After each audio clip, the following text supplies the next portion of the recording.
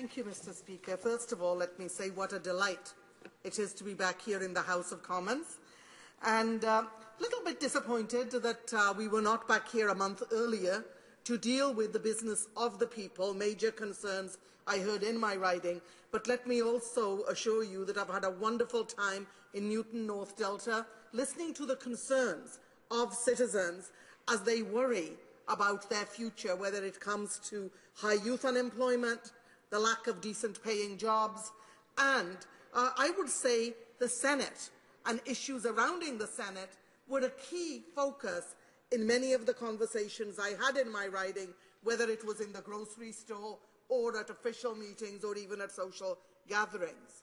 And I also want to thank my colleague from Toronto, Danforth, for bringing forward, I would say, a motion that is practical and that tackles the issue of the Senate one step at a time.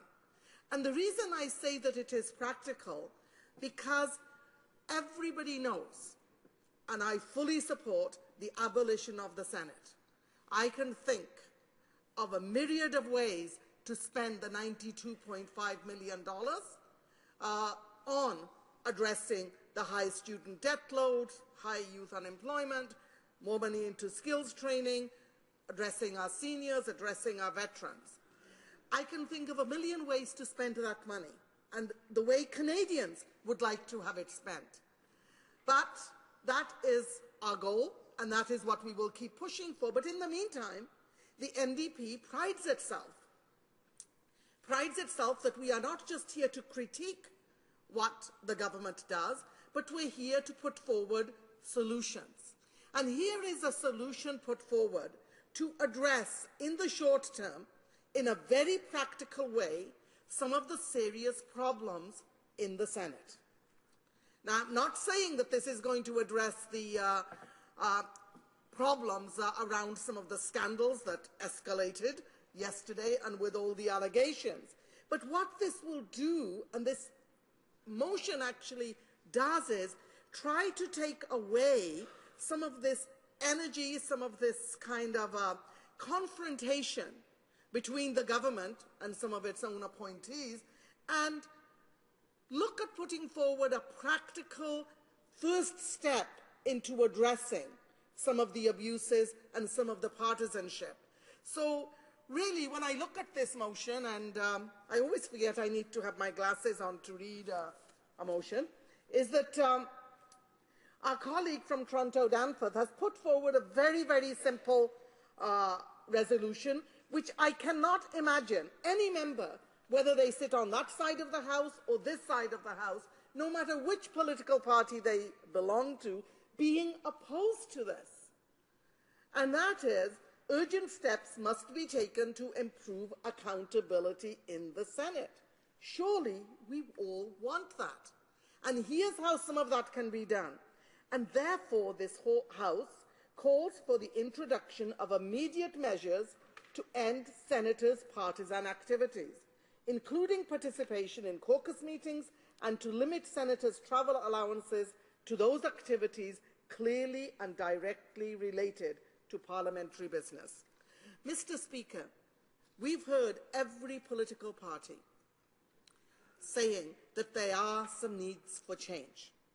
This motion that is here before the House today does not require a constitutional change.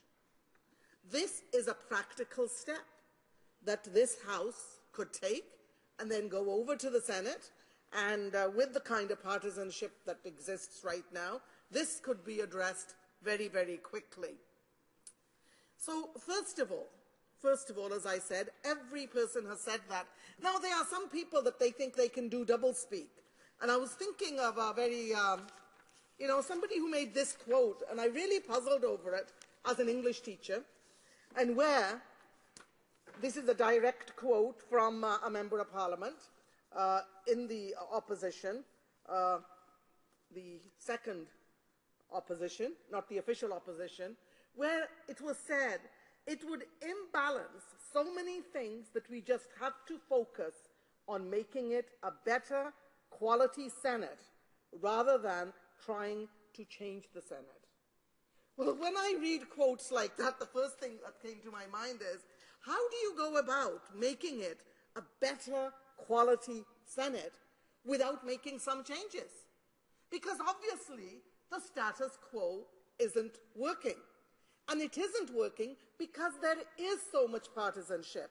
The House of Sober Second Thought. The House of Second Sober Thought. Do we really believe that Canadians across this beautiful country now believe that the Senate is a house of second sober thought? I think that the institution has been so badly damaged, And this motion that the official opposition has brought forward actually goes in part way to take some short-term steps. And by the way, they are very, very straightforward. And before we get into a kind of well, of course, all these people are independent, they're appointed because of their skill sets, because they represent the diversity of our great country, which actually was the goal at the beginning. Then when you think about who is actually appointed to the Senate, and I'm not going to read you a long list.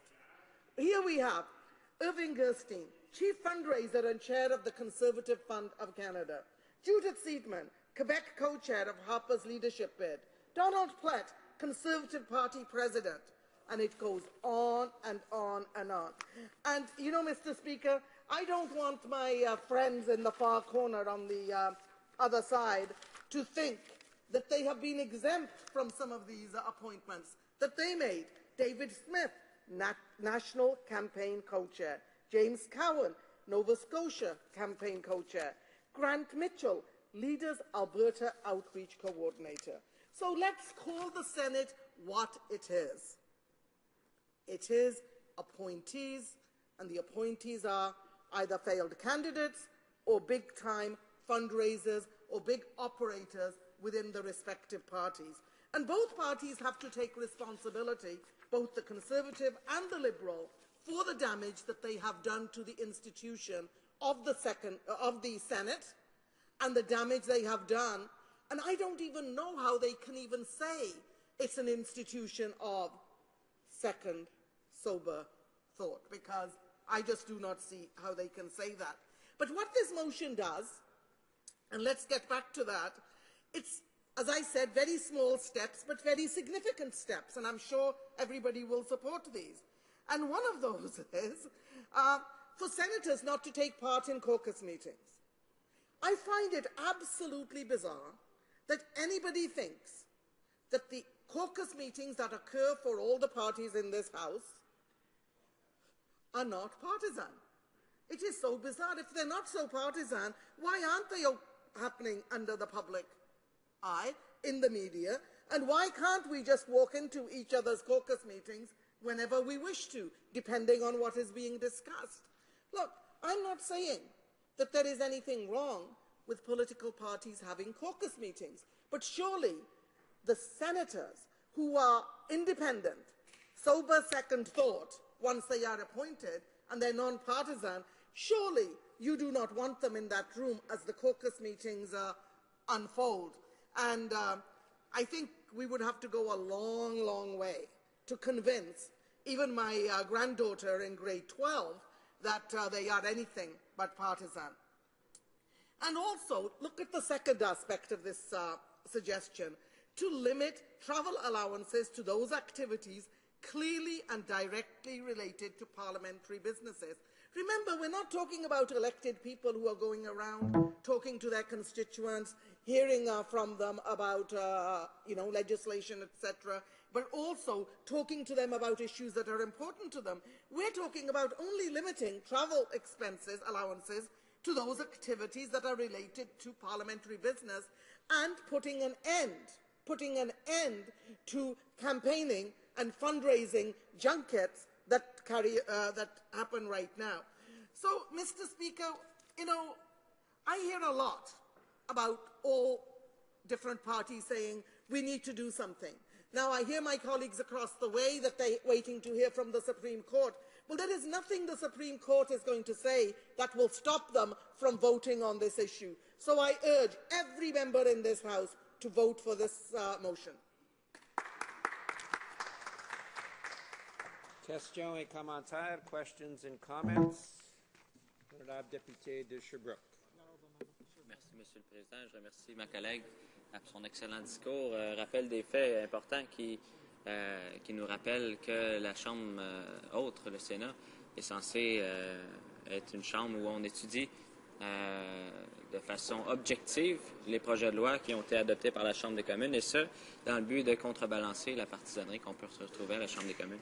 Et donc, notre motion est très raisonnable dans ce sens qu'elle fait en sorte que les sénateurs auront un devoir de ne plus participer aux activités purement partisanes comme un caucus. Je pense que c'est une façon très raisonnable d'empêcher trop de partisanerie. La principale raison de faire un caucus, c'est pour se rassembler dans le même parti et pour discuter de la position du parti et d'en ressortir avec les points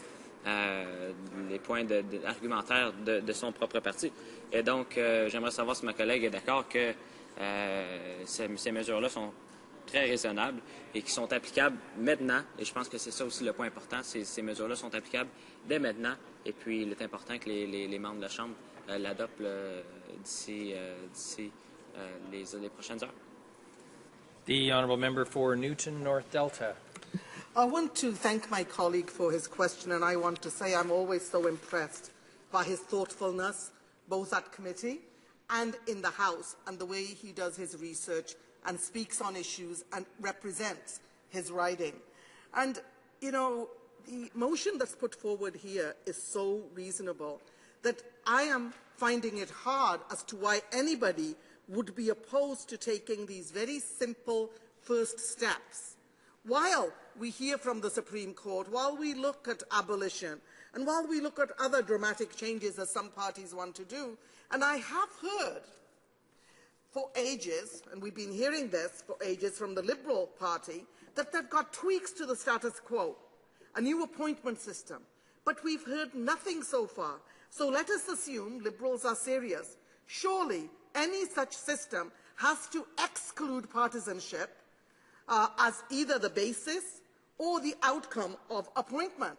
And if that is so, then Liberals should embrace today's motion because it tries to make a dent in the problem of partisanship for current senators. Unless they're just hoping to, just wait out the time and keep delaying, which I know is their favourite pastime. So rather than delaying on this, let's all pass this so we can show the Canadian public that we are taking steps to protect their tax dollars and make sure that they are used properly, and also that we're trying to limit the abuses in the Senate. Question et commentaire, l'honorable député de Laurentides-Lebel. Merci, Monsieur le Président. Je voudrais demander à ma collègue si elle pense un peu comme moi. C'est que si on adoptait notre motion aujourd'hui, puis que le Sénat se mettrait à faire le travail pour lequel les gens sont payés, puis remplir la mission pour laquelle le Sénat a été conçu, il deviendrait complètement inutile. Pas pour nous, mais il deviendrait inutile pour les libéraux puis les conservateurs, parce qu'il serait débarrassé de son aspect partisan et biaisé. Merci, Monsieur le Président. The honourable member for Newton North Delta. Thank you, Mr. Speaker, and I want to thank my colleague for a question. Another hard-working Member of Parliament who I know is much loved in his riding because of the amazing work he does right out there with the constituents. It is in the interest of the current government and the other party in the House to keep the partisanship alive. It appears, because if that is not so, they will be supporting this motion. Look, if we want the Senate to be that sober second thought institution, then everybody should be supporting this motion. This motion isn't about abolition, though that's what I favour. All it's saying is don't go to caucus meetings and only travel on parliamentary-related business, and stop your fundraising and stop doing partisan politics out across this country. Very simple.